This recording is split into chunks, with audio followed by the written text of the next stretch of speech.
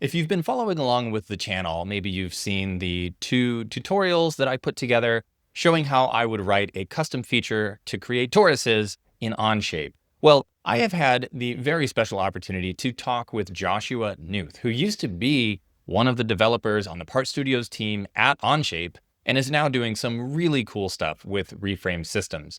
Now, I recorded a long conversation with him. Part of it was code review and part of it was just really interesting shop talk. So I've decided to split this into 2 videos. This one is the code review video. But if you want to hear more from Josh about his background and what he sees coming in the future and all the cool stuff he's done and is currently doing, I hope you go check out the other video that I'll put up on the screen here. Without further ado, let's get into the code review part of the conversation with Joshua Newth. What I wanted to do was go through the code base, identify as a software developer and a person who's worked on the standard library, like what do I think is either idiomatic or the correct way, or why there's a benefit to writing things one way or the other.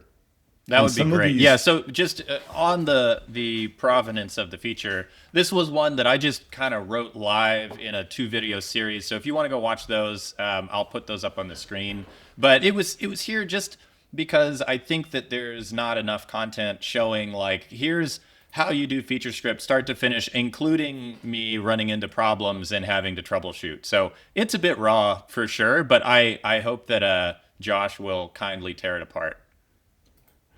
Okay, well, I'm not going to tear it apart because it's cool, but I am going to point out how I would do things differently and try and draw your attention to the difference between code that works and code that is what I would call functional, scalable, defensible, and testable. Defensible is not quite the right word, but I was trying to make it have like a nice parallel poetic structure. but each one of those terms means something in software engineering, and so we'll hopefully touch on some of those things. I know that a lot of people are not they're not coming to FeatureScript as software developers. They're coming to it as mechanical engineers who are trying to solve a problem, and that is totally okay and totally valid place to start. But there are, like in other domains, there are best practices. There are ways to think about the work you do that are categorically different, and that's hopefully like I can share some of that perspective. But also, it is just one man's perspective. I've written software for.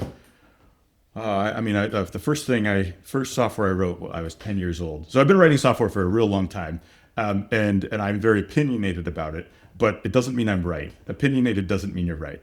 But I'm going to share my opinions. Okay, so let's get into it. So one thing that's really important for new developers is to understand the Onshape branching model, because it is an incredibly powerful paradigm. It's very powerful for just mechanical engineers, but it's also quite new because I think every other CAD package in the world does not work this way. And it is such a powerful paradigm. It will transform your workflows, but you have to learn how to use it. That's too much to cover right here, but suffice to say, branching is only more relevant when you get to software, because you're often you've got huge bodies of text that you're trying to merge and coordinate and manage and diff, and yeah, you need to learn how to use branches. But I will just sort of gesture at that. So what I did was I took Evan's original work, and then I created my branch, and then off of my branch, where I just started doing some rewrites. But then I thought, no, what I really want to do is I want to have a commentary branch where I'm going to read through the code and make my comments, make my recommendations, and then the old Julia Childs. And here's like the finished turkey that we pull out of the oven. So that's kind of what I got to with this. And I think what would be cool is if this isn't already public, we could make these public. So some of the viewers, when they're watching this, they could actually follow along and take a look at those if that's no, the document's public. I'll put a link in the video description. Yeah, perfect. Okay, great. Yeah. Okay, so let's get into it. So And I'm just going to go top to bottom. So we're on the commentary branch, right? So we're seeing mostly unchanged code and a couple of comments that I've left in there. But the first one I want to point out is this nudge value. And this nudge value, the reason Evan probably put it up here is because it's a value that needs to be across multiple functions, which is great. In other languages, we would call that a global static variable, or in this case, it's a global static const, which means it can be everywhere in the file. And that's real nice, but it has some real downsides.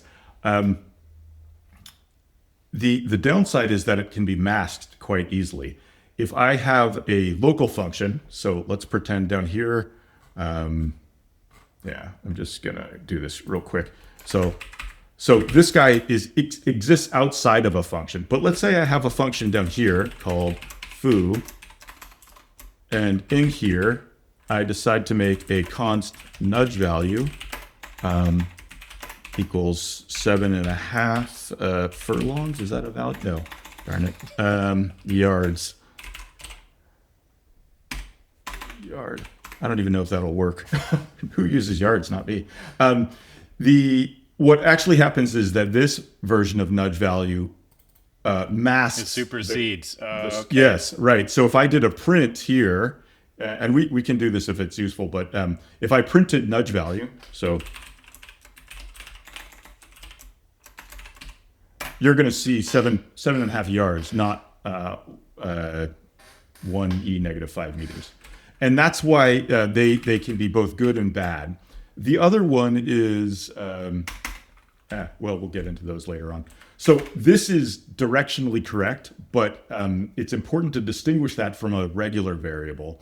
And so you would want to do something like, I'm wondering if it's going to be better to switch over to this for it. Yeah, well, we'll try with this format. Something like this, right? It's the same thing. I've called it nudge value. But by the formatting, I've indicated to later users, I've called that out, right? So if you're reading 100 lines of code, right? My environment will show 30 lines of code. Let's say I've got a 100-line function. I'm looking at the bottom 30. So that means 70 lines of the function are off screen, and I read just this line, nudge value. Is that declared locally? Is it a global const? Maybe it was declared higher up and I got to go search for it. If it looks like that, I can't tell it apart from anything. Yeah, right? that's But if great. it looks like that makes so much sense. Yeah. So this is a very common trick. Like these are useful. We use them sparingly, but it's a way to collect information that spans a single function. But it's also worthwhile to not just call them out as like with a regular name, but to indicate visually that they're different and they should be treated differently. Right. So that's the basic one. So so let's go back to the commentary branch. This is where this is the original code. So all of this looks good. You're taking advantage of the on-shape predicates, which is really nice. So there's a lot of heavy lifting that takes place in the Boolean step type predicate. So for people following along at home, this is what gets you the new add. I don't know what they're remove, what they intersect. Yeah. I covered it a bit in the previous video too, so we don't need to retread that here. Got it. I did actually plan to watch the video, but I was up till 3 a.m. prepping for this, so I didn't see it last night.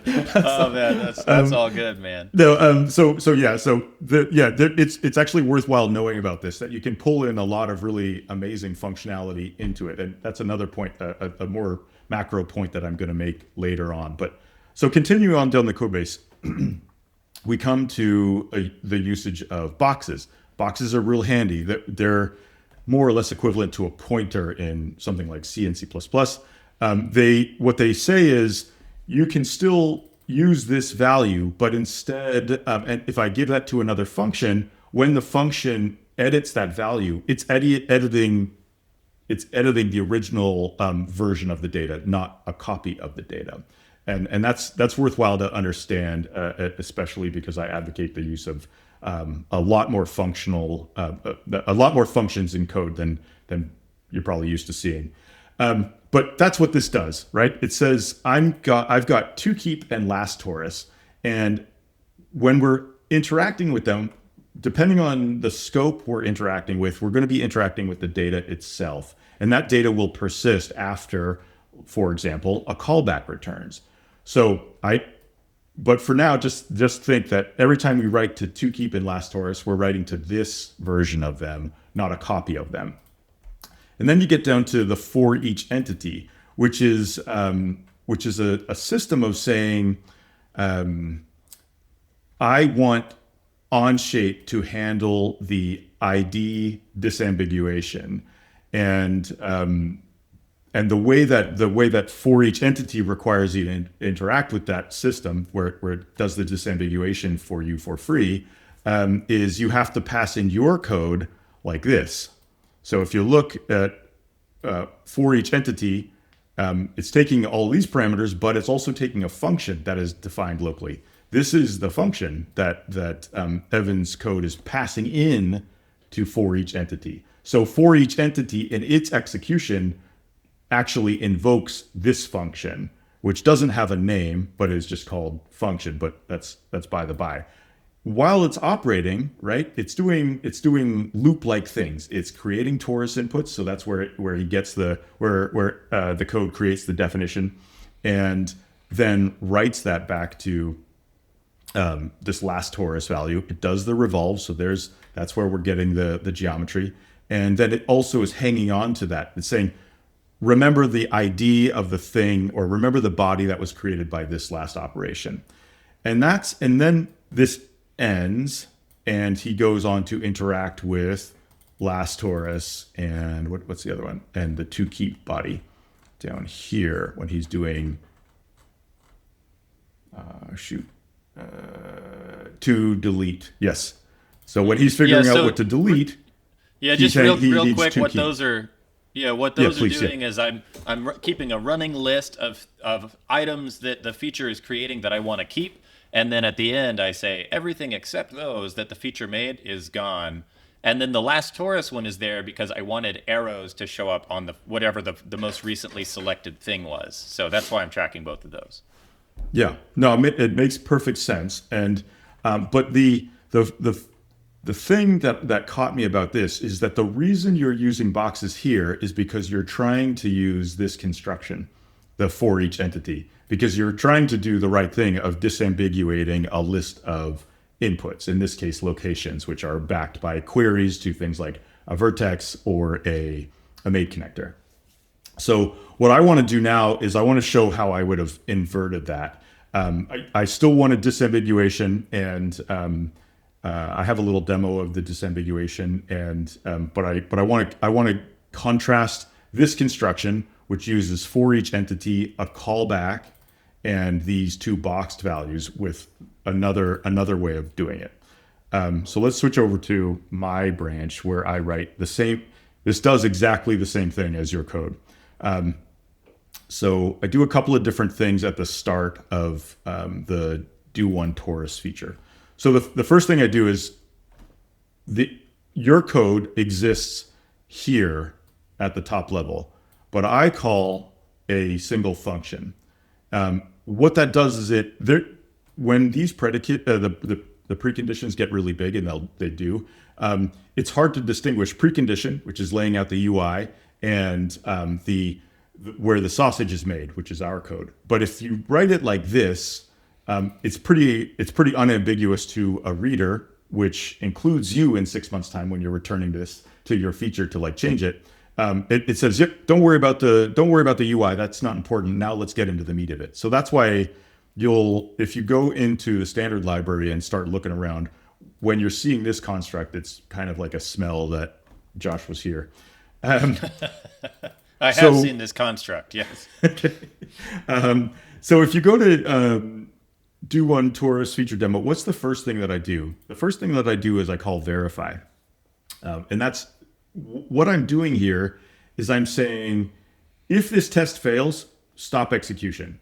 Don't stop execution way down somewhere else in the code where your math code needs a location and it doesn't have it, so it errors out in some cryptic way. What I'm saying is before we're going to do anything, we're going to first check that the user did their job.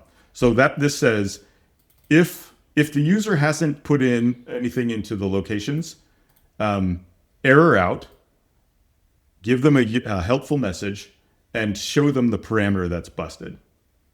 And it's all in one line. And you'll see me coming back to this again and again. There's no conditional logic. There's no if is query empty, then do this other thing, because that requires opening a scope, and that requires a human reader to think, oh, now I have to, in my brain, keep track of the state we're in.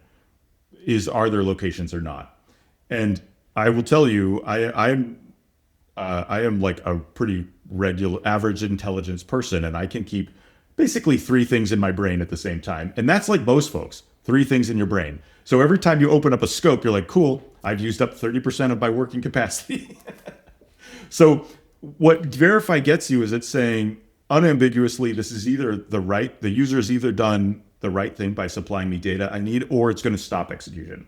So that's like the first thing that I do is validate your inputs as soon as you get them, and don't do anything else. This is just making sure if the user hasn't picked any locations, we're going to stop the feature right now. Yes. Yeah. And it does it in a clean, encapsulated way. And there is actually, like right here, I've got it commented out. There is this, but this is equivalent code essentially. But what this does differently is a human reader comes here and they're like, cool, now I have to remember what state we're in. And then in this case, it's pretty easy. This thing happens and they know that it ends. But what about this?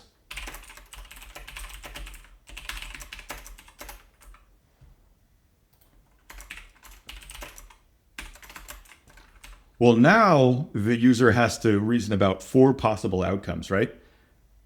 Either this thing happens or it doesn't. And then once I'm inside there, so again, I've used up 1 of 3 tokens in my brain. Then I have to test some other condition. Cool.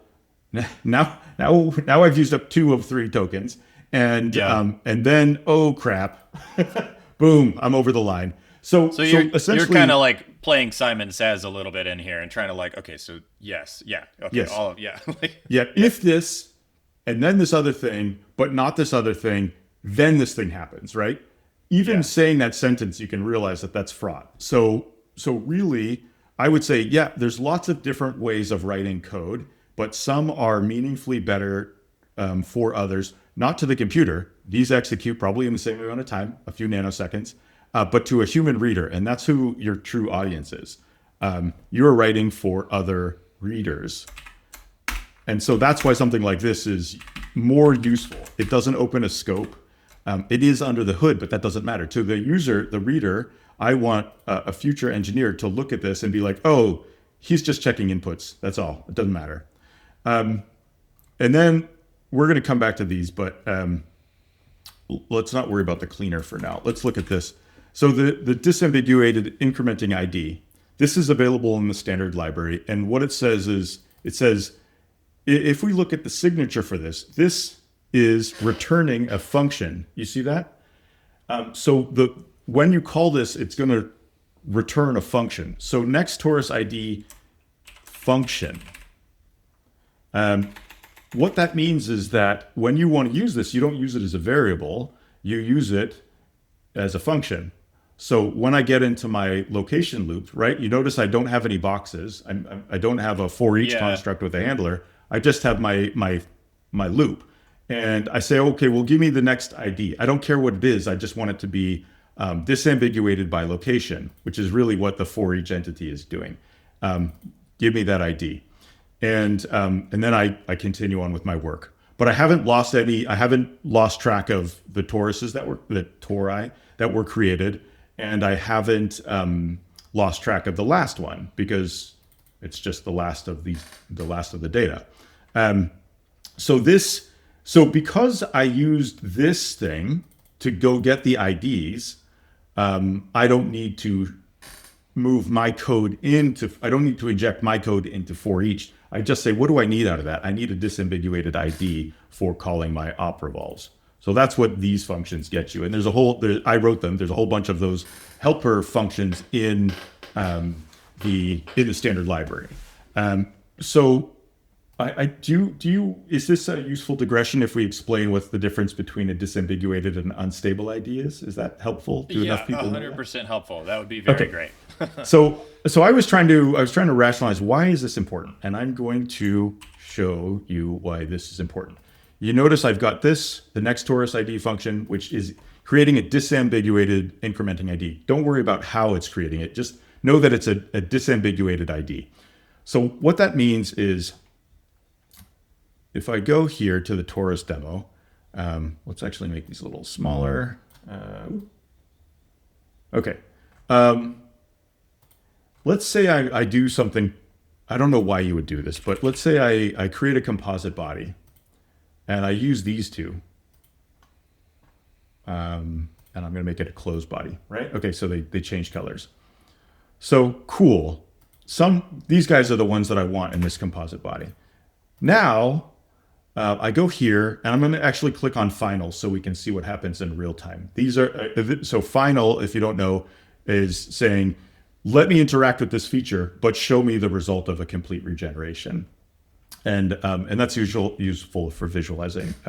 So I've still got my composite body. Well, let's say I go in here and I try and reorder the items, right? I've deleted, I've clicked, I've moved things around. Look what happens when I move them around. Things are changing. You see the manipulators jumping to different rings. Oh yeah, because I'm changing the last one. If I change the last one, it moves to a different place. But what is not happening? The composite part operation is still referring to the two ones that I wanted, right? These guys.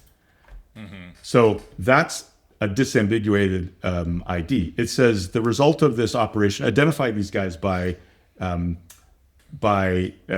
location, not their order in the list. So now what we're going to do is we're going to get rid of this. We're going to not use a disambiguated ID. We're just going to use a regular incrementing one, and everybody has done this in feature script. var ID equals, or my ID equals ID tilde I, right? Or tilde revolve tilde I, right? Where I is the index of the loop, right? And the problem here is so what we're going to do is this is what an unstable incrementing ID is, and it's important to think of. That's why I called it unstable. So this is the disambiguated one, and this is my unstable one. So we're going to go repeat that experiment, but now this code is using an unstable ID. So I go here. Let's hope I didn't break it. We might have needed an I in that loop. I could be wrong. Oh, well, seems to be. No, because this guy. Every time I call the next Torus ID, because this is returning a function. Oh, okay, yeah. Yeah. So Torus ID, every time you invoke it, it's saying, okay, it's ID plus Torus plus 1. I call this function again. So I would go next Torus you changed ID. The function to unstable incrementing ID. I see. I missed that. Or next Torus. Yeah.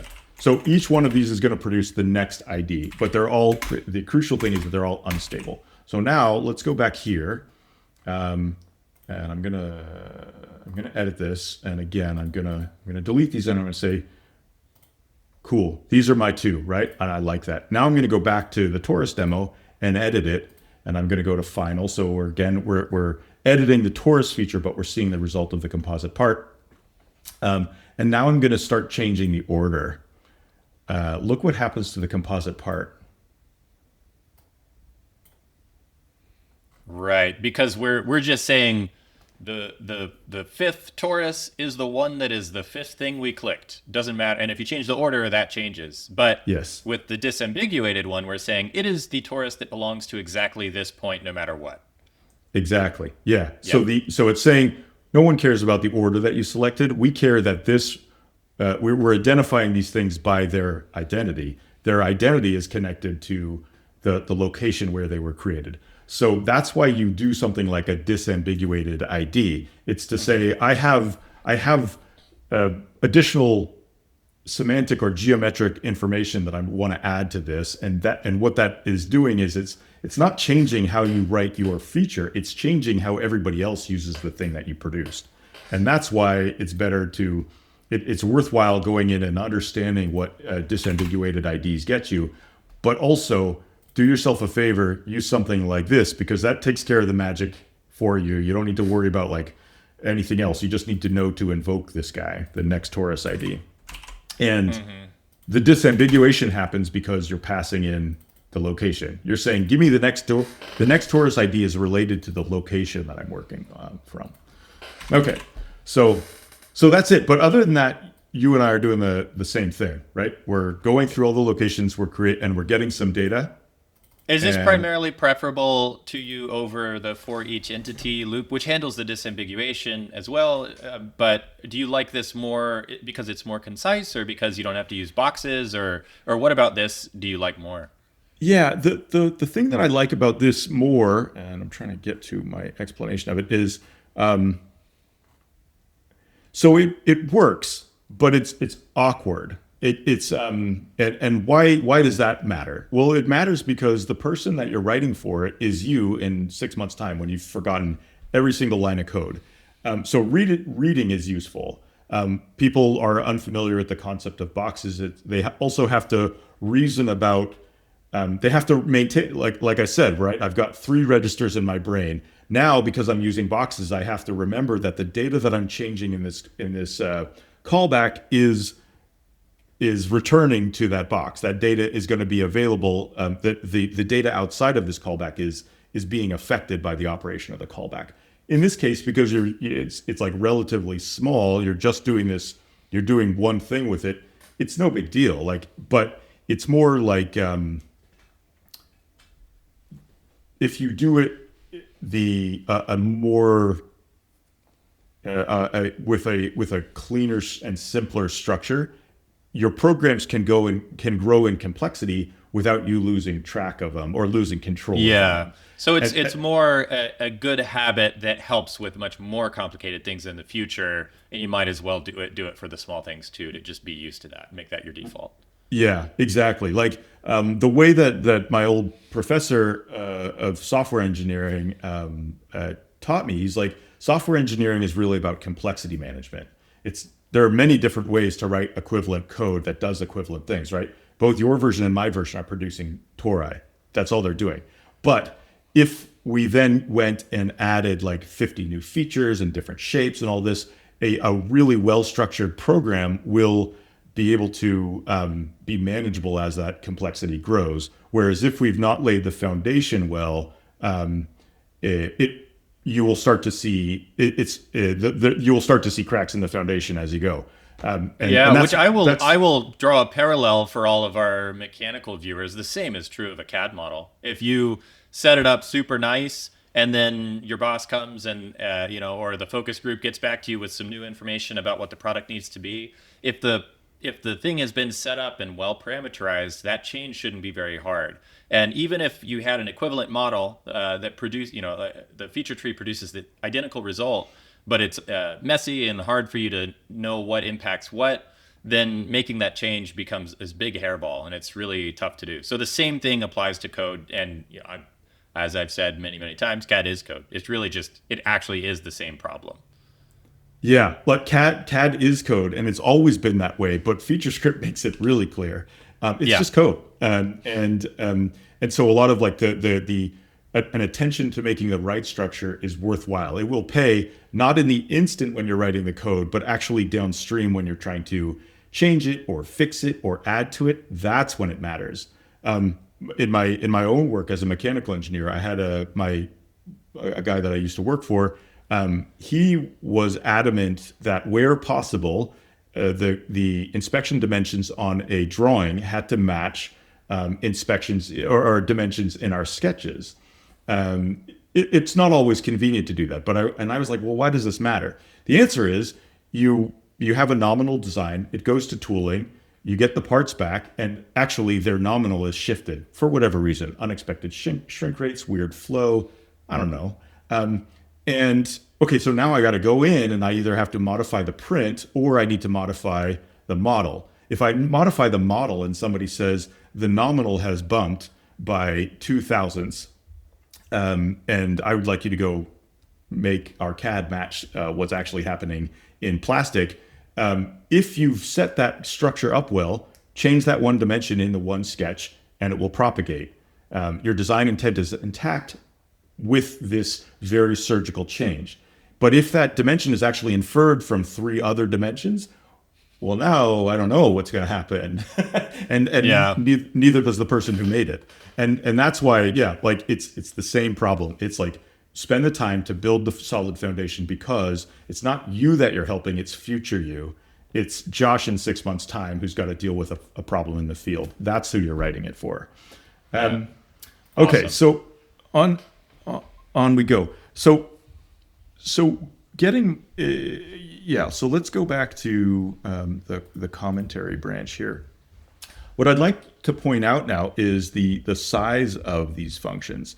So your code base, the main block, goes from line 30 to line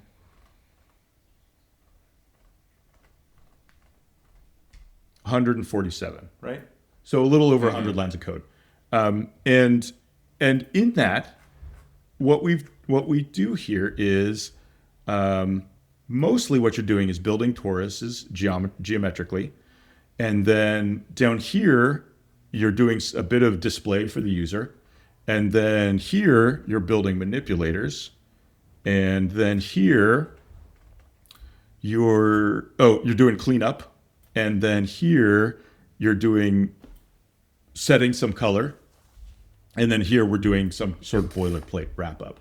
So you've got one function that actually has, I can't keep track of how many things I said, but like it's got 7 different responsibilities. And a very good rule of thumb is each function should have one responsibility, and that responsibility should be in its name. So for example, if we switch to the Julia Childs again, what's the responsibility of my top level function? Oh, it's to do the thing. Okay, well, what is doing the thing encapsulate?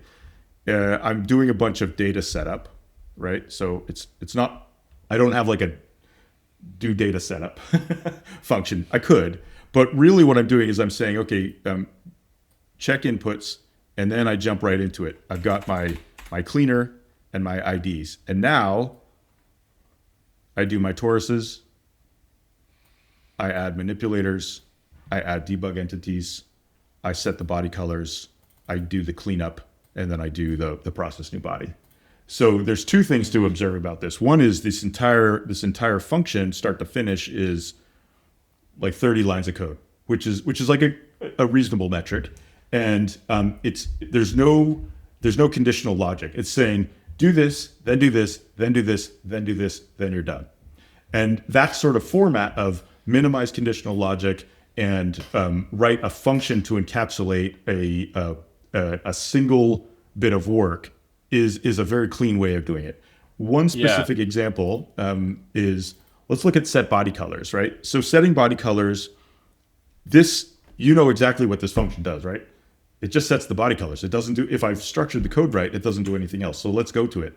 Well, in here, I'm doing math and I'm calling a set property. But the reader at the top level, they probably, when they're reading this top level, they don't care about the math. They don't care about the color ratio. They don't care about anything. So they shouldn't have to read it. All they should know is the body colors happens here. Yeah, I love this for a few reasons, and there's probably more than I'm thinking of now. But one reason is it gives the reader the ability to view the code at different orders of magnitude. So you can zoom way out and just see like big picture at a squint. What are we doing here? And then you can dig into any particular area, but you can see the whole thing kind of in one screen right there. You can see every single step that's happening. I love that. And the other thing I like is by functionalizing with one job per function, you can continue to improve. And as long as what goes in and what comes out's the same. You can change how the job gets done, and nobody should care, and your code should still work, and so you can continue to improve each function. I love that. That's beautifully said. I wanted to make this point. I was trying to figure out how to voice that last night. It's exactly right. It's different levels of concern. When I'm reading the top level function, I'm like, what the hell does this thing do? I don't care how it does it. I just want to know what it's doing. So the code that I read should just be isolated to what is happening and when is it happening. And also, here's another advantage of writing code this way. Let's say there's something wrong in the body colors. I don't have to go in, if I've got the stuff that does the body colors, if it's spread out over in different areas, well, first I initialize the color here, and then I do some calculation of the ratio, and then I do this other thing. I have to go in and find those different spots. And in this code, because it's one function per function, like per activity, I'd be like, the body colors is broken. I don't know what's going on. So I can just turn it off. Yeah. Or I can say, nice. Set body colors, this experimental way, right? So now I don't have to go in and modify a set body color function that is working, that I'm mostly happy with. I can just be like, let me go write this other one. Let me try it out. Maybe it works in some cases, maybe it doesn't. But because it's real easy to change the implementation, but at the top level, I just have to change what functions it's invoking. It's very easy to like toggle between those. So wrapping up groups of functionality into a single function call allows you to it makes the feature more testable, it makes the code more testable, and it makes it more modular, so you can turn on and turn off and replace bits and pieces. So it's a very good habit to get into. It doesn't come naturally. You have to train yourself to do it, but it will pay dividends. So at the top level, there's one other thing that I did differently than you, and I think it's meaningfully different. So I use something called the cleaner, which is a function that I wrote, and I want to show people how you can write utilities and go get them. So first, let me tell you what the cleaner does. So in the commentary version, this code needs to clean up a bunch of stuff, right? You're mostly cleaning up sketches, as I recall, but also a couple of bodies that you didn't like. So this code has to keep track of the things to keep. And the way that works is it says, okay, well, I like this one, so I'm going to keep track of this, the thing that was created by the Reveiw. And then down here, I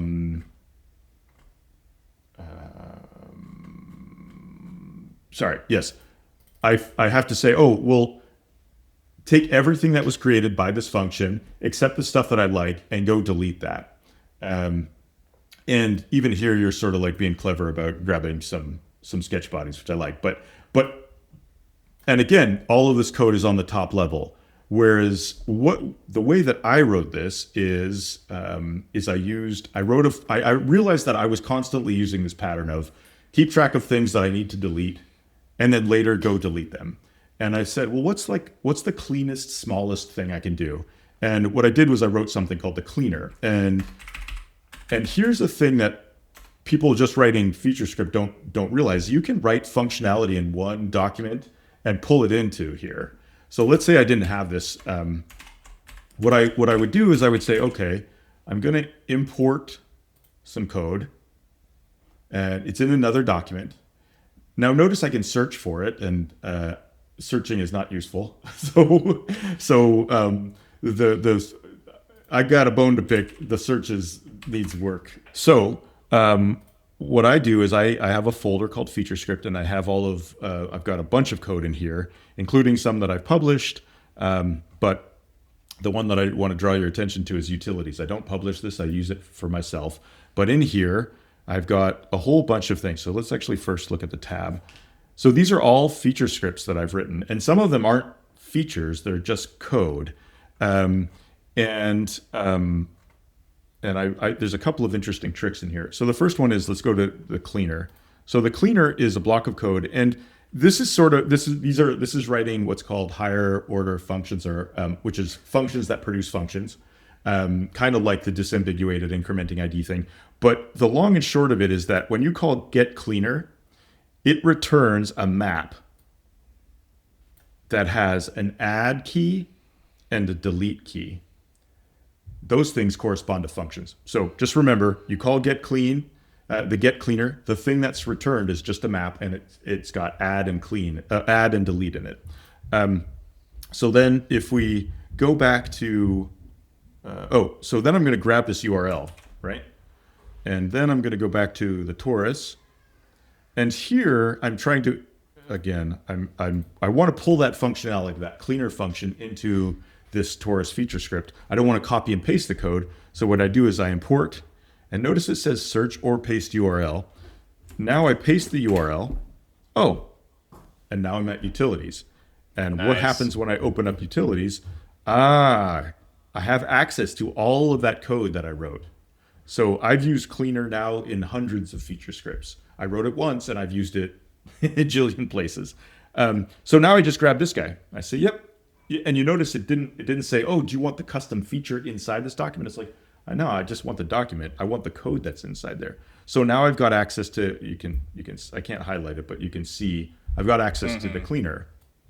Nice. So one thing that I end up doing, I have a similar like set of utilities and things. I'm sure it's not nearly as robust, but I have some stuff that I've done that I use over and over again. And I've used the tag function like in the document like dashboard. And then when you go to search, that tag shows up and you can get straight to them. So you can kind of like favorite some of these things. And that's nice. You don't have to go get the URL. That's really smart. I like that a lot. And the one exception to that is when you find something useful on the forums. Like I write code for other developers. I do write features for mechanical engineers who are designing, but I also write code for other users. And the way that I share that is I post a URL. Now it corresponds to a public document, but it's not a thing that's necessarily the easiest thing to find. I'll give you an example of that. So we use this thing called report. I want to take a moment to talk about report, but I'm the author of report, so I could find it locally. But if you're like, you know what, I want something where I can visualize more easily what's happening in my code base. So I'm going to go to the forum, and I just happen to know it's this one because I wrote this post. Report using Viz. Oh, no, there we go. Sorry, everyone. So I find this post, and I shared the feature and the functions here.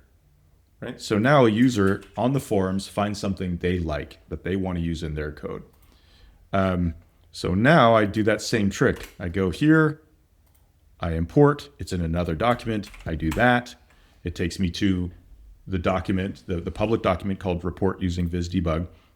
And then again, inside the feature studio, I've got the feature, the report feature, and also Viz and debug, which are the helper functions that programmers will use. So I'm going to pull that in here. And this same trick works over here in Torus, right? This is the Part Studio view. I can do the same thing. I want a custom feature. I'm going to add a custom feature. Well, where is it? I got this URL off the forum. I post it here. I go in here and I say, what do I do? Yeah, I've already added report, but this feature. But here, that's where the custom feature is. So now I can use the same thing. Go do an import, paste the URL where the thing is, and then pull it into either in the Part Studio, or you can also, but that same pattern works for pulling in external code sources. And now here's a shout out. This is actually one of the first ways you and I interacted. I said, Evan, all of your icons are so beautiful. I am terrible at making icons. Can you make me a cool one? And you went and I think you found the feature script one and then sort of the one up here. And then I'll be honest, this one is like, it's hard to call this design because I just scraped the SVGs from the site and mashed them up. So I didn't really make any of this, but it works. Yes. It communicates, and that's the point. So and that was great. I thought that was given how much I use this tool, I really appreciate having a nice icon that tells you what it's doing right away. So but yeah, so this is how I add the feature in. But okay, so let's go back here. So now I've got access to other sources of code in my code. And that's how I don't have to copy and paste the cleaner stuff in. I just import it, and now I can use those functions. Right. So it's just managed in one place and used 1,000 places, and you can update it and all that. Exactly. Yeah. Amazing. So I write it once, use it over and over and over, and that's very good. A very good habit to get into. If you write things when you're writing code, consider: is this the type of functionality that I'm going to use in different places? Cool. We'll write it into. Create a document called utilities, write it there, and just pull it into the next feature script, the next custom feature that you're writing. So, but now let's show you how it works. What I do is I call cleaner, right? So I create a cleaner, and then at the bottom you'll see. And so cleaner is now that constant cleaner is a map that contains two functions. And so to access the functions, you do a dot and then drop the key, and then you get that function.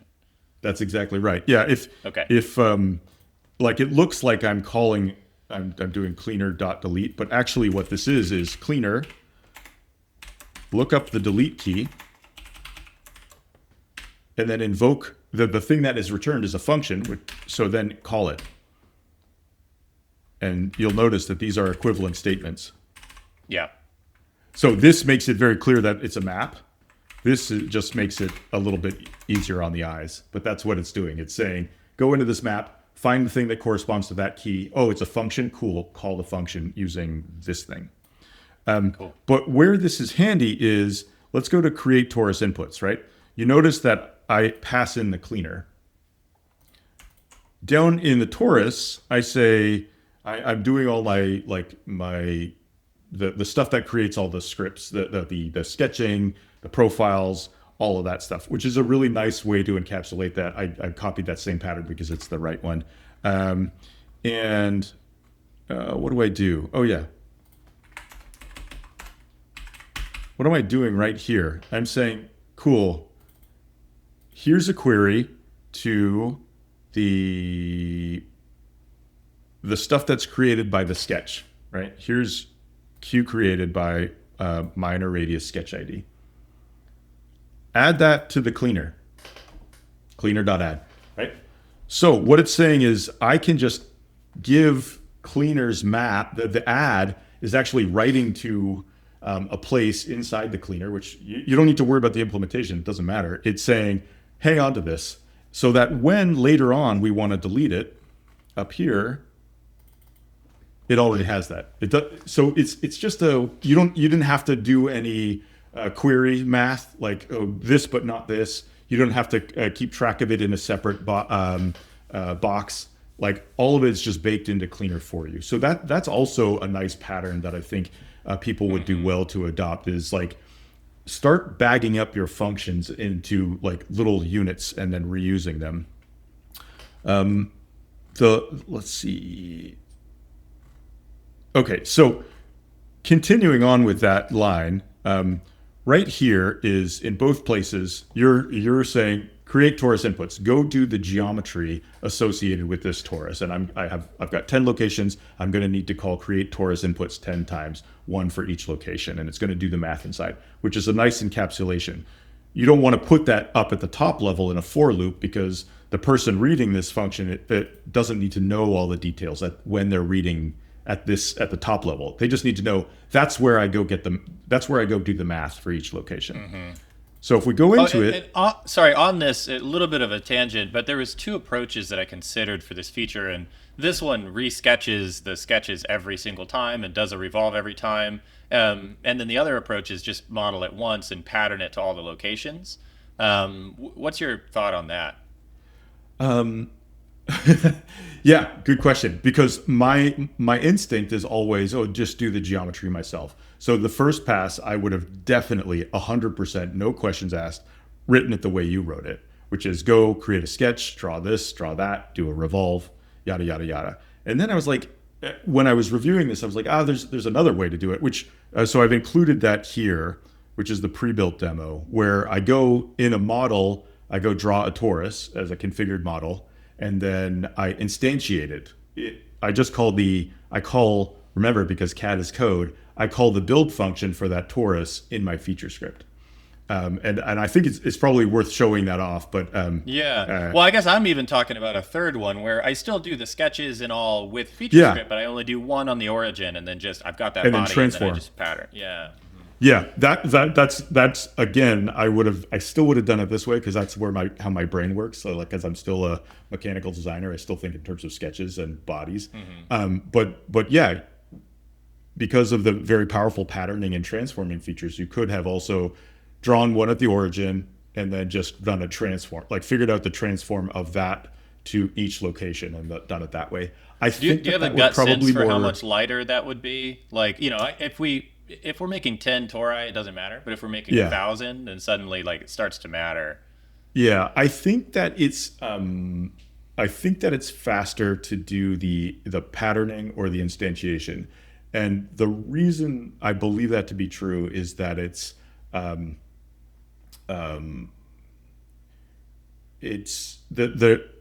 and again, I would really want to never guess about profiling, which is like the term for measuring software performance. Don't guess about it because human intuition is not very good at this job. But so go and actually get the data. But my intuition is that over time, the patterning approach would be noticeably faster. Maybe not when we're doing 10 tori, but when we're doing 1,000, yeah, for sure. Yeah. And it's probably like optimized because it's only one pass through the kernel. It's only one set of the geometry on the BS server side, with the C++ guts of Onshape's geometric work. It's only doing that once, and then it's just saying, oh yeah, move it around, and that's probably fast. For more and more complex models, I suspect that you would see a larger and larger performance improvement to doing it that way because there's less and less geometric work. Okay, that's kind of my gut sense as well. Yeah, it's hard to do that profiling on very small data sets because let's say a thing is faster, it's a much faster runtime, but it has a large startup cost, right? If you're just doing 10 units, you're paying the price for the startup and you're not seeing the scaling. It's when you say, how fast is it at 10? Cool. How fast is it? How do these compare when we're doing 100? Okay, cool. How fast are these when we're doing 1,000? And then you realize that this guy grows like this, but this guy grows like this. He grows. Yeah. If this guy grows linearly, this guy grows exponentially. You want to stay away from the exponential.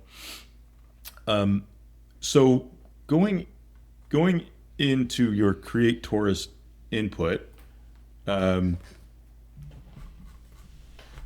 This is the OG version. You call create Torus inputs, and let's jump there. And what you do is, again, you've got conditional logic at the top level, and this is needed because it's like you need to handle, if it's a make connector, do it one way. If it's a vertex, do it another way, and that's totally okay, because at the end of this, what might not be clear to a reader is, at this point, location coord is a coordinate system. So above that line, there you're handling, am I doing a mate connector or do I have a vertex? But below that, the rest of the code is written like, I don't actually care where it came from. Now I've got like a common frame of reference, which is nice. But I would say go one step further. Say, which is what this one does. It says, we go to create Torus input, and then I say, well, what's the output that I care about? It's a Torus coordinate system. Well, go write a function called get Torus CS, and here's where I put that math, right? I have essentially the equivalent math, or the equivalent logic, but it's tucked away where, again, the person who's reading the Torus inputs doesn't actually care where the Torus coordinate system comes from. They care that there is a coordinate system associated with it. So again, it's like sort of putting the detail at the level where the detail matters. Here, you don't care about the detail. You just care about that I'm getting a coordinate system out of it. Yeah, so we can view the code at the appropriate level of zoom. There it's like I think the zoom analogy is a good one. It's like, what am I trying to look at? Am I trying to see the whole environment? Am I trying to capture the the scene where two people are on their first date? Do I want to see the pores on the guy's face? Like, exactly. You don't want to be looking at the scene and seeing the guy's pores, because you're like, information overload. My head explodes. And functions are a way to do that. Cool. So then.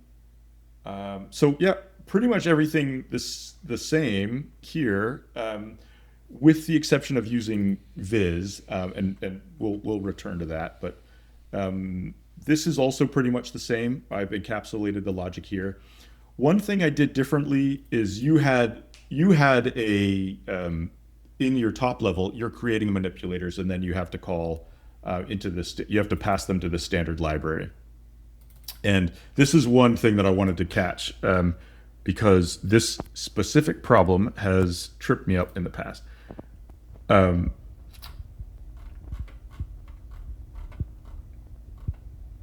Okay, in your code base, you are creating the major arrow linear manipulator and the minor arrow linear manipulator. And then you're adding them to the context with this add manipulator function, and you're saying the major arrow corresponds to this major arrow and the minor arrow. Well, where else do we use this? We use this in a whole other separate part of the code, down here. So that you wrote it this way. You could also have written it this way, right? The new manipulators, go get me the manipulator associated with that key. But what happens if I do this? Right? It breaks. I fat fingered one thing, and now it's like, oh, where the hell's my manipulator? Am I not creating the manipulator correctly? Maybe it didn't get triggered.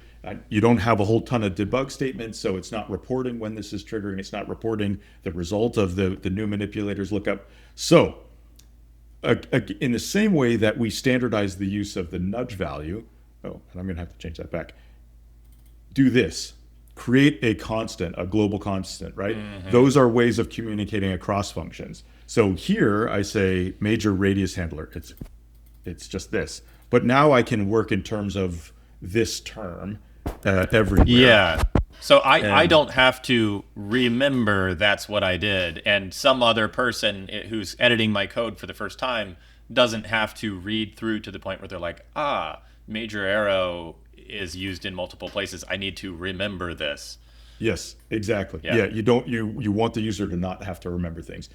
Another way of thinking of it is single source of truth, which is there is a single thing that semantically is the key for this handler. That's what major radius handler is. It's a key. It says everywhere in the code, use this key. Don't use a magic string. Don't have the user have to type in that string. Obviously, they have to get this wrong. But if you get this wrong, nope.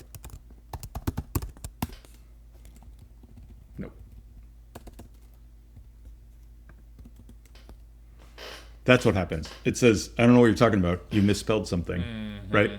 But this is perfectly valid. What did you call it? Major arrow, right? Yeah. This is still a perfectly legal string, so it's not going to complain. It's just not going to work. And so that goes back to a comment I made earlier about like defensive coding. You're trying to make it harder and harder for less and less place for a bug to exist. When you write defensive code, you're saying, I'm going to adopt these standard practices. I'm going to have a single source of truth. And what that does is it reduces area where you can make mistakes. And that's useful because this code, it's a relatively simple and small feature script. It's already several 200 lines of code, right? But go look at the frames feature. The frames feature is 2,000 lines of feature script. And that's one of I don't know, like 3 different things that really do the frame stuff, right? So you're like, oh, well, it's 200 lines of code. I can just read through that in a sitting. I guarantee you are not going to read through 2,000 lines of code every time you change the name of a string. So that's what it is. Like, if you think of defensive coding as like protect yourself against the potential for failure by using globally declared, easily read constants, things like that. Okay, so there's another aspect to all of this software, and I see this in your code as well. There's a tension between, while I'm developing it, I need to observe what the code is doing at a different level than my users need to look at it, right? So that's why you do things like debug. You're saying, okay, at some point somebody needs to see what the torus body is, or I need to see what the torus body is. So you left this debug line in, which is categorically different than add debug entities. Add debug entities is how you highlight things that you've created, which I totally dig. I use that all the time.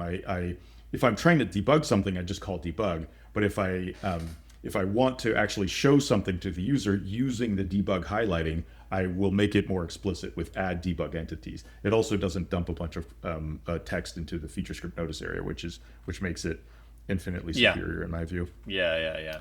But yeah, and then down here you've got the same thing. You've got this debug color red, and this was when I had branched to try that wildcard thing with the IDs, where you use an asterisk as sort of a stand-in for like, this could be anything.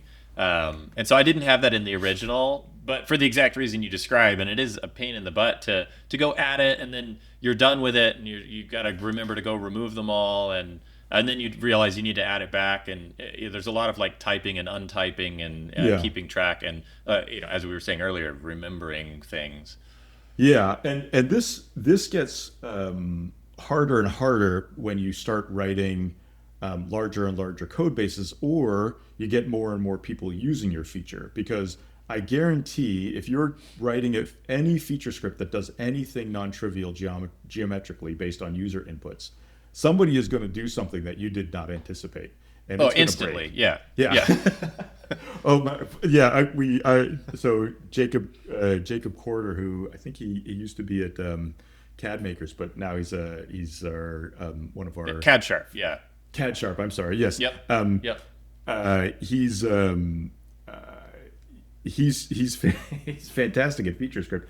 But I was making this point that like, not it's not an antagonistic relationship with the user, but you don't trust them to do what you said was allowable. Trust them to do the thing that you told them explicitly not to do. And he had a user. He's written this like incredible G-code generator for our system, right? We go straight from Onshape models to running our shop saver for like sheet goods, right? It's like amazing. Again, there's no machinist involved. There's a button involved, but that's all thanks to Jacob. But somebody got a hold of this, and the first thing they did was they started designing like furniture, or it's like a set of shelves or something, which has like all of these like the classic finger jointing and all this stuff, finger joints and dovetails and all the, and which is definitely not something that he wrote code for and planned for. It was like the first thing that the person tried. They're like, oh cool, NC code generator, click. And I was just like, you have to bank on that. But the problem is that in our code base, we've got versions and versions and versions of these things that are all deployed. And if something fails, I want to be able to figure out why it failed, but I can't inspect that code because it's in a deployed version. So what I have to do is I have to like make a copy of their document, and then I have to go make a local copy of the feature script, and then I have to rebuild that feature, maybe not getting it right, with my local version of the feature script so that I can start tinkering the feature script. But instead, what I'd like to do is, there's a video that I made that I think we should link to, but I decided that this is a general problem, and so I wrote it for myself, and then Ethan was like, dude, this is useful, go put it out there. So this is what I'd like to explain how this works in the context of your feature. So the problem is, in the Julie Childs version, I don't know what I did. I broke something. Let's hope not. Is it broken? Well, while you're sleuthing that down, yeah, definitely will put a link to that video about the viz and debug features into the description down below. Okay, so you notice all of these report features are inactive. So if I run it, the only things that highlight are the ones that Evan wanted, right? He wanted to show the profile of the swept circle and the larger radius. So that's useful. But while he was developing it, he was creating things like axes. He defined planes, and at one point he wanted to debug a body.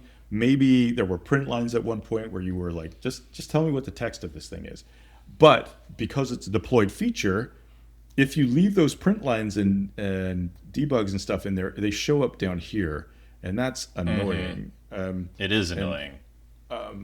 Unprofessional even. I wouldn't go so far, but yeah, it's not great. We don't love it. I say this as someone who I'm sure I'm doing that on some of my features. Oh yeah, no, we're all doing it, right? So there we go, right? We've got some noise in the feature script notice area that, like, is this relevant to a user? No, it's not. It was relevant to Evan when he was writing the feature, but because he wants to make things clean and tidy, he removes them. But that means when the feature fails in the field, he doesn't have this information anymore. So he has to go in and modify the code in order to reveal the information. So the different way of proceeding is the way that I have started doing it, which is, first, if we look in the code, right? I imported this this report. I imported the viz and debug features, and that's all there are. There's viz and debug. But everywhere I want to write a print line, I write this dbg, and I give it a keyword, and I say, well, what do I want to report? I want to report the location. Okay, cool. And I don't worry about the fact that all this is going to show up at some point, right? Oh, and I want to visualize the torus. So this would be the equivalent of a debug.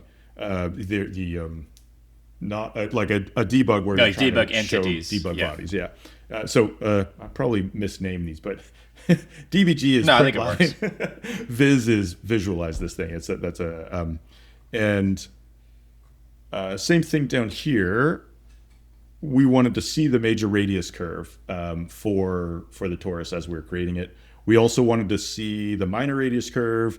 We wanted to see the axis that we were sweeping around, and in get torus, yes, I wanted to make sure that I wanted to figure out if I was like processing a mate connector properly, if my like screen for detecting if thing is a mate connector. So I wanted to throw in, normally I'd been like print line found a mate connector, right?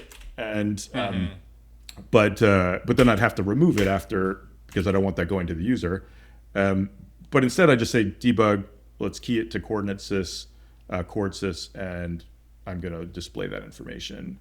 And same here, couldn't find mate connector, attempting vertex and world CS fallback. And here's where I want to actually display the coordinate system. So you'll see my code base is festooned with viz and debug. But if we go here, nothing's displaying except the stuff that you originally wanted. And if we look into the notice area, nothing's displaying.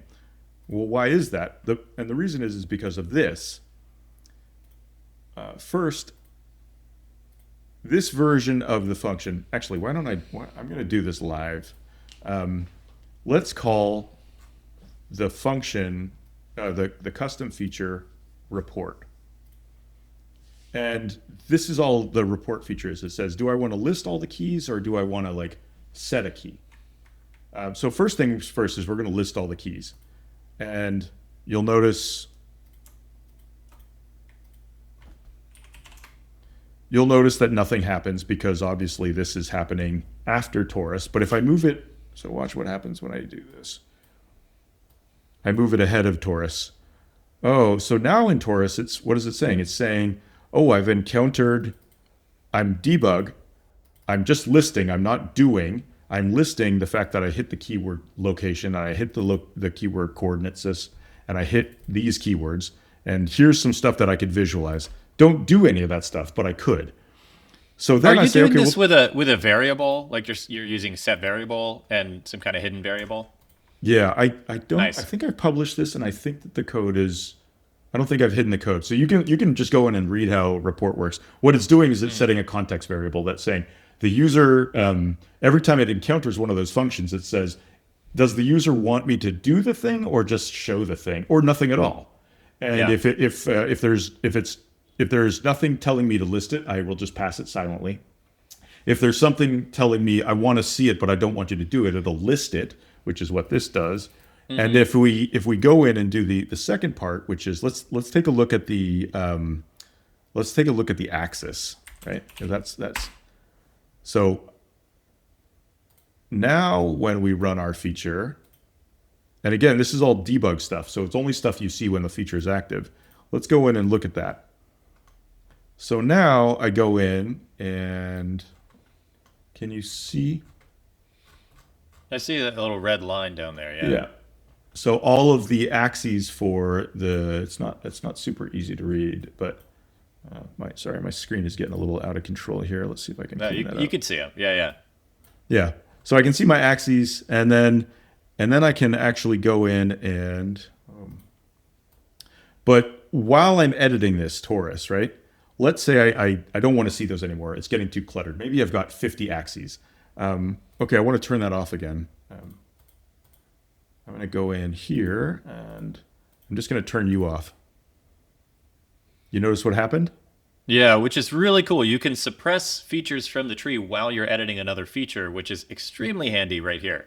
Yes, because I can just it feels interactive. It's actually regenerating. It's doing full regen, but it looks like it's an interactive UI control. So now, as a developer, I can add everything that I have ever wanted to see ever into my code. I can report everything I've ever wanted to read into my code, but I can also achieve the objective of keeping it nice and tidy once I deploy it. And added benefit, if I deploy this feature and it fails in the field, I can just go in and instead of like doing all that rigmarole to get to an editable version of the feature that failed, I can just start turning on report commands, and it'll show me stuff, and it'll report intermediate data. So let's do another one like location, and I can say, yep. Let's see the location. Let's see what that reports, and let's also, what's the other one? Coordinates. And what's another one? Let's just do the major radius curve. And this is useful because, like, if you're developing something that's sort of complex geometrically, there's probably going to be a period of time where it's not working all the time, and being able to just like turn that on and turn all of it on, but also turn on parts of it is very useful. Like, so now that I've turned all these guys on, when I run the feature, I'm reporting locations, I'm reporting coordinate sys, right? So I hit coordinate system a bunch, so it invokes that line every time I encounter that keyword. Yep, here's where it's saying couldn't find the mate connector, attempting vertex and world CS fallback. So it's just reporting all that stuff, like I said. But cool, that's great, and maybe it confirms what I was trying to debug. Maybe, but now I don't have to go in and comment out any print lines. I just say, yes, I'm done reading about coordinate systems, and it's gone. And I don't even want to see all the keys. And I left location on, so now location's on. But remember, I wanted to display the major radius curve, so now we can see the major radiuses are right, which is handy. But you don't want to ship it like that because that looks horrible. So that's okay. We're going to just turn that off, and boom, now it's gone. Breaks in the field, you add a report, you say, give me the major radius curve, and bam, you can see it again. So this is enormously helpful when you're trying to thread the needle of, I want to make it so that I can interrogate my code at a deeper level. I can see values. I can see the result of intermediate calculations. I want to visualize whatever my code is producing geometrically. But then I don't want to have to go through and remove all of that because it's actually useful to me as a developer, but I don't want it to be showing up to the user. And again, we support So the last thing. this is, I would say, a and now really it's clean good. again. This is a really good example of what you were talking about earlier, which is like you are building software on top of a CAD platform to turn it into your own thing. Because you're thinking globally here. None of these features are valuable unless you're writing other features, but you're able to build infrastructure for your entire organization that makes everybody faster and improves your ability to do stuff downstream. You're thinking years out by baking this stuff in, and you're able to field, diagnose things in a way that you couldn't if you hadn't thought ahead to begin with. And I think that's fantastic. It's really cool. I've defaulted to adding those functions to anything I'm writing these days. Yeah, well, I'm glad to hear it, because they sort of. I've got a couple of published features, and report and debug and viz are the ones that I absolutely use the most. Right, we have in the Reframe code base, which is at this point like, I don't know, several 100,000 lines of code. Not quite at 1 million yet. That's always an exciting time. But we've got literally thousands of those calls. And so I'm like, this is my number one. I use this all the time. I use it everywhere. It's useful for everything I do. Basically, 3 other people in Onshape land are using it. I think you, Simon, and Greg Brown.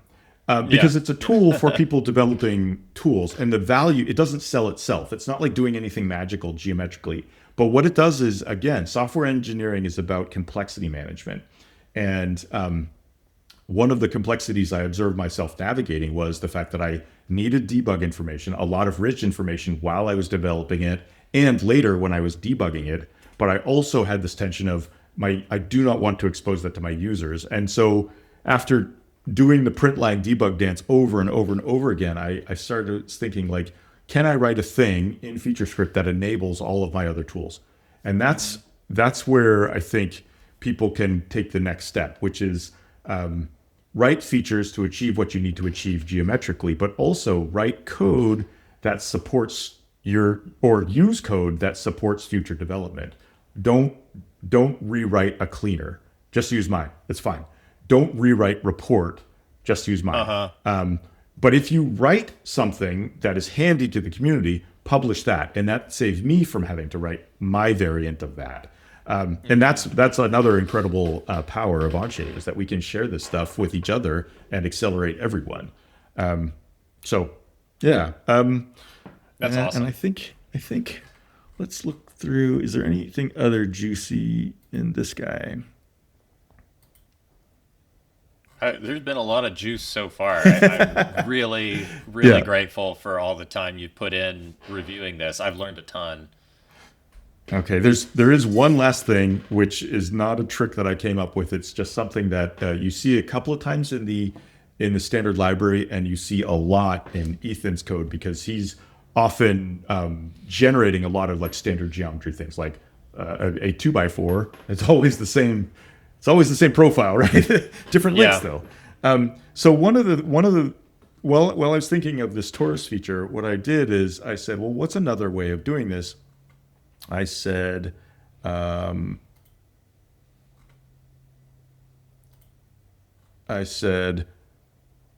all the toruses are the same geometry. They're bigger, they're smaller, whatever, but they're all like a circle that's swept around a circular path. So the only thing that's different is where they're located. So here in this pre-built demo, I say, go create an instantiator, go get the transforms. So a transform. Explain instantiator just for lay people, just in very, very like one paragraph. Yeah, well, I gotta be honest. This isn't the area where I'm strongest, but like you have said a couple of times, and it's really true. CAD is just code, which means when you boil it down, a parts studio is running a program, and so what I did is I designed a torus in Onshape, and I parameterized it with the minor radius and the major radius. But really, under the hood, come on, man. This is probably not a thing that most people see, but you see this, the show code. If you haven't seen this before, this is going to blow everyone's mind. This is the script that is generating, more or less. This is the script that is generating that torus. So what you're doing when you're drawing stuff and revolving stuff is you're actually telling the system, go write the script that makes those things. And that is, one, totally awesome. But two, what it means is that this whole part studio has a build function. That's what an instantiator does. So if we go back to this pre-built, it says, I've imported that part studio here, and I called it Torus. And then I create my instantiator, and I say, for each transform, go create an instance of that, the torus's build function at that, which is going to build it up, on the XY plane, just the way it normally does, but then transform it. So that's what the instantiator does. It says, don't reinvent the wheel, just go rerun this function. And then at the end of the day, I call instantiate. So this whole thing is doing torus creation, because I modeled the torus, and then I'm just rerunning the build function here. And that is it can be a very powerful paradigm. So this whole torus creator, right? It went from 200 lines down to, let's say, 60 lines of code, because I'm using this instantiator. And this is the part of the conversation where we got a bit away from code review and back into conversations that I found extremely interesting. You can pick up that in this video. If this brought up anything for you, questions, comments, ideas, drop those in the comment section below, and I will make sure to reply to each and every one of you. And massive thanks again to Josh Newth for being willing to spend so much time reviewing and sharing his knowledge with us. Happy feature scripting.